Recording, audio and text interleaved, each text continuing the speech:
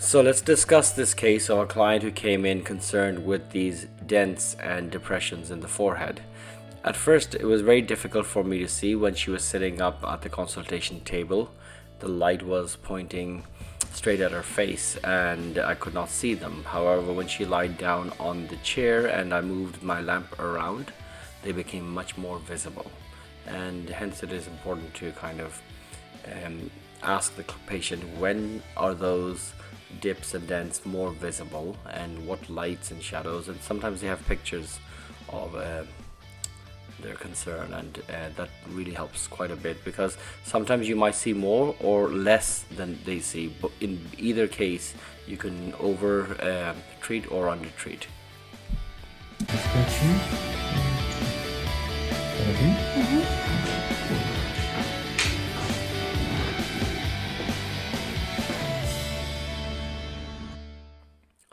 So I tend to use a soft filler like RHA2. I've used more viscous fillers like deeps and ultra deeps. However, this one tends to spread and diffuse quite nicely. In this case, we want migration, migration to the whole of that cavity, and not just in the linear thread I put the filler in. Putting the cannula into the skin is probably going to be one of the hardest challenge in this area because of all the fibrous tissue that you will encounter.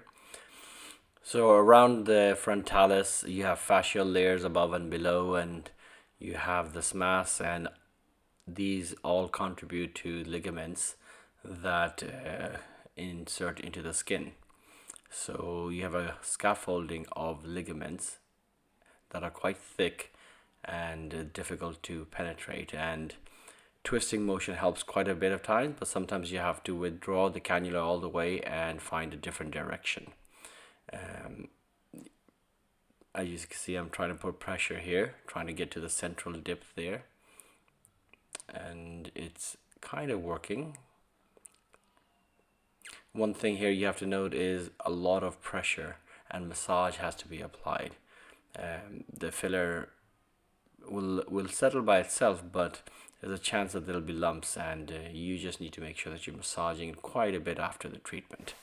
And I give the same advice to clients to make sure they massage regularly for 10 seconds, 10 days at least after the treatment. Let's give it another go for the medial portion of that dip. You can see the lateral portion has swelled up nicely, however the cannula just won't go through. So we're going to try it again. We could have made a entry point closer to the dent laterally, however we decided to go vertically up and go straight down into the dent.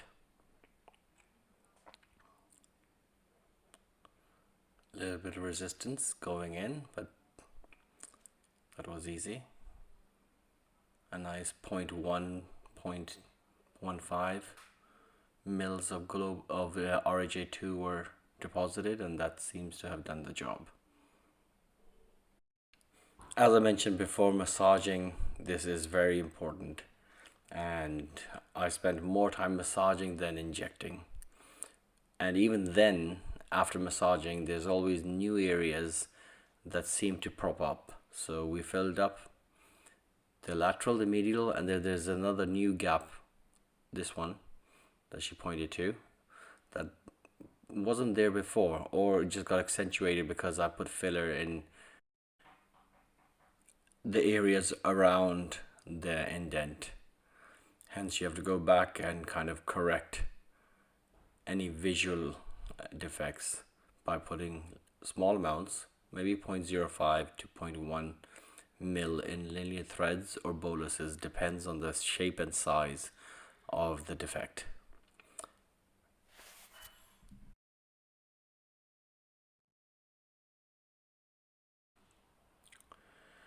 And you have to look at it once again in different lights and angles. And if you see we turn our head, that dent just looks worse.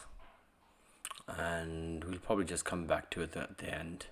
And before I go, I'll just try to squeeze a little bit more in there right now. But usually I come back to these at the end once the filler has had time to settle, swell, take up some water. Um, so you don't always have to correct everything right away. Go to the other side, come back here, 10 minutes later, review her again, and you'll see that things look a little smoother.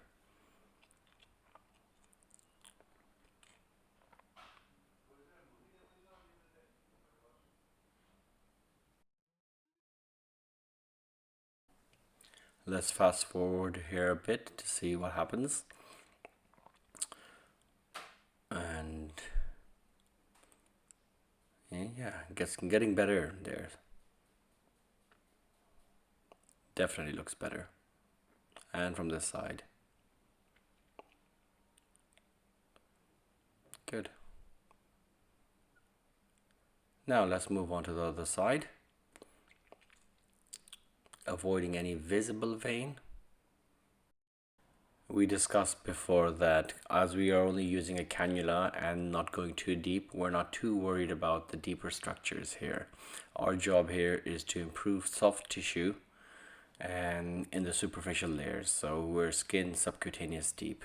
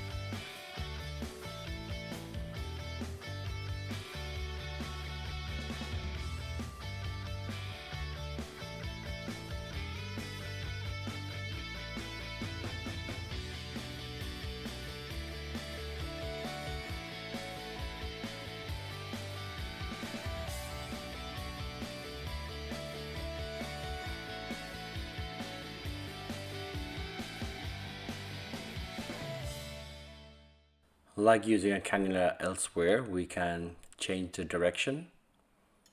You have to put the cannula in the skin in the direction you made the initial entry point, but then you can move down and up as required.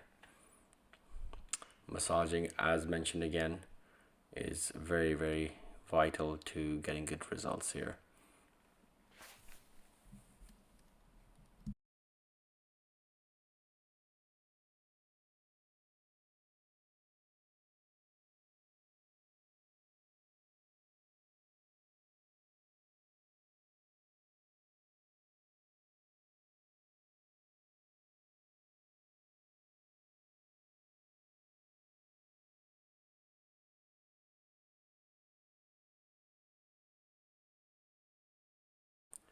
And this doesn't look bad at all. There are some places that improvements can be done. However, overall, she should be quite happy with this. And because we are going back to trying to fix a little bit more in and around the areas that we missed in the past. And we can go a bit more lateral here.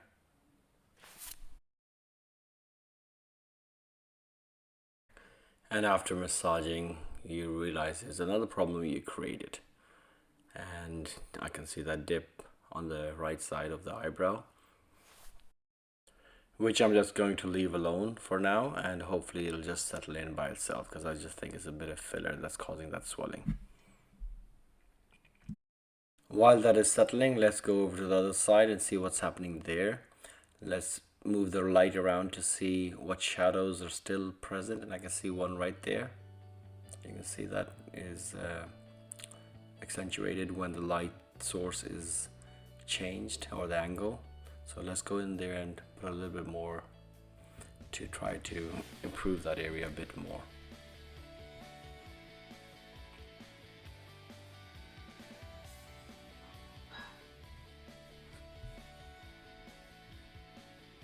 That looks good. Let's have a final look to see what's happening. This is 10 minutes after the procedure. A lot of the swelling, bumps and lumps have settled down. Shadows have decreased from her original concavities, and overall the treatment's done well. And I'm not going to be a perfectionist here and trying to fix every little shadow because that will lead to trouble. It's good to know when to stop.